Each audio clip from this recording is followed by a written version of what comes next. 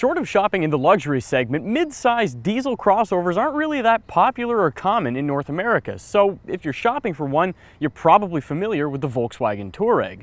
But you don't have to be, because starting in the 2014 model year, Jeep is offering a diesel version of this, the Grand Cherokee. Fun fact, the Touareg are actually a Berber people in the northern part of Africa, which means that both of these cars are named after indigenous... Wait. What does that have to do with anything? You're right. I guess really nothing at all. Let's get to the breakdown.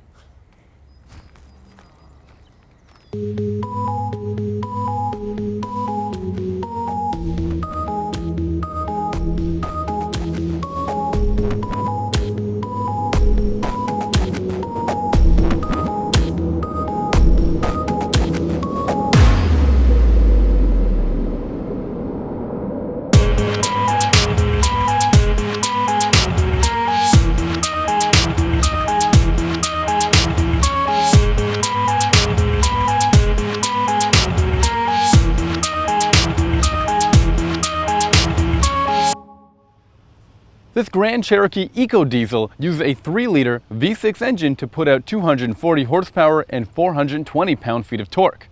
Now that's paired to a 4x4 all-wheel drive system and an 8-speed automatic transmission. This combination is rated to tow 7,200 pounds. Now fuel economy is rated at 21 miles per gallon in the city, 28 miles per gallon on the highway, and 24 miles per gallon combined. The cheapest Grand Cherokee you can buy with a diesel engine is the limited 4x2 model, which costs just over $40,000.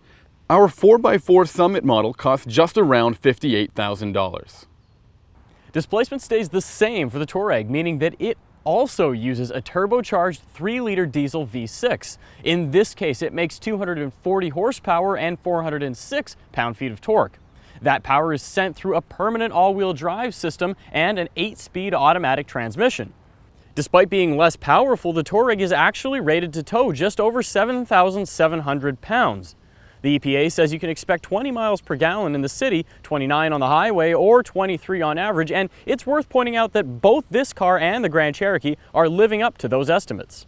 Pricing kicks off for the diesel model at just about $52,500 or just over $59,000 for the R-Line model that I've got here today. This handsome and rugged vehicle is instantly recognizable as a Jeep thanks to that 7-slot grille and those trapezoidal wheel arches. But there's modern touches too, like LED taillights and LED daytime running lights. Our model wears these 20-inch polished aluminum wheels, and there's more bling to be found on the door handles, door sill, exhaust tips, and mirror caps. Summit models also come standard with the Quadralift air suspension system. There's 5 different height settings, including an aerodynamic mode that only activates at highway speeds. There's also an easy access mode that works when it's parked to make sure that you can get in and out of the car a little bit easier. Of course, that works with cargo as well. And this being a Jeep, there are some higher settings that are made for off-road duty. The R-Line trim is new to the Touareg this year, and it adds 20-inch wheels, oval-shaped exhaust tips, side skirts, R-Line badging, and LED taillights.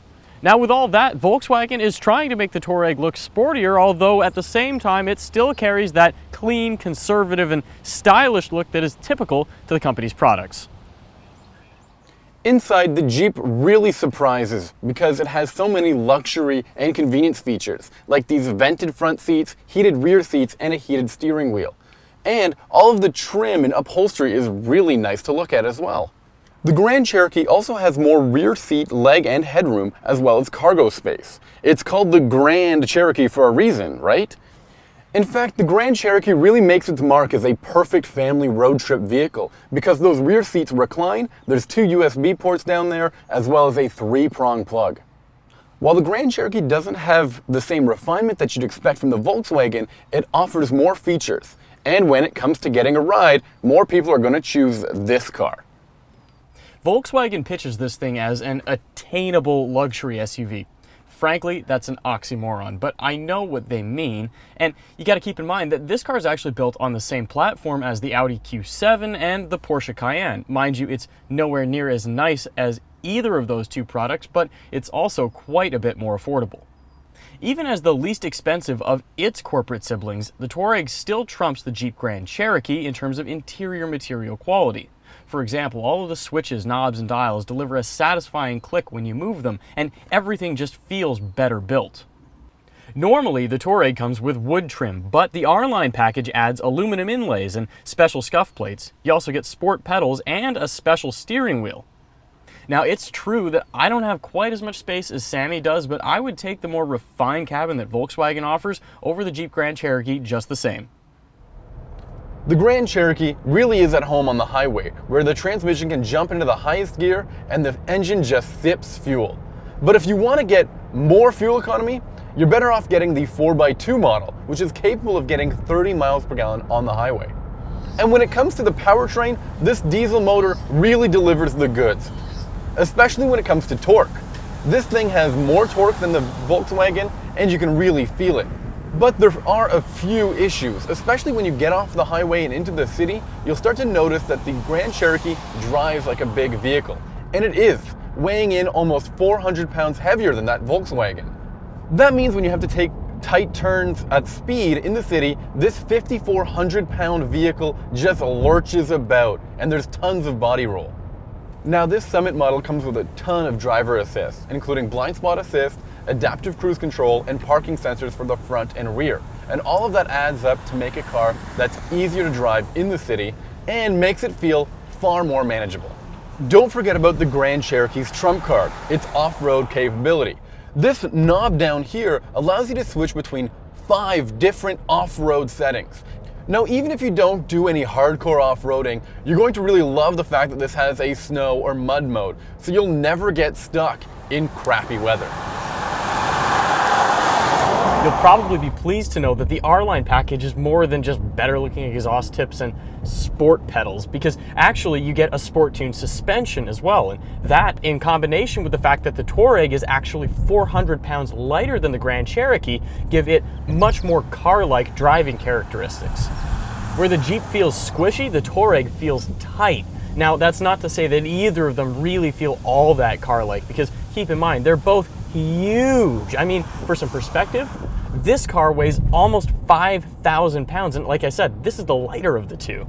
But hey, at least there's plenty of torque coming from the diesel V6, and that at least masks how monstrously heavy this thing is. And that's another thing. For a TDI, the Touareg is honestly pretty quiet. Yeah, you can hear the typical diesel engine chatter, and there's a little bit of vibration making it into the cabin, but neither of them intrusively so.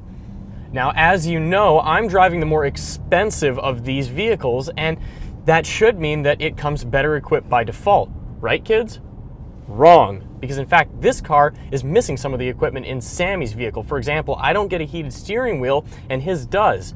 Mind you, that is available as an option, but I have to step up to the executive trim in the Touareg to get it, and that means spending somewhere around $64,000. So no thanks. And then there are other items that he gets that I just don't even have available at all. For example, adaptive cruise control and cooled seats, both of which would be really nice additions to this car. But remember, I can tow the bigger boat.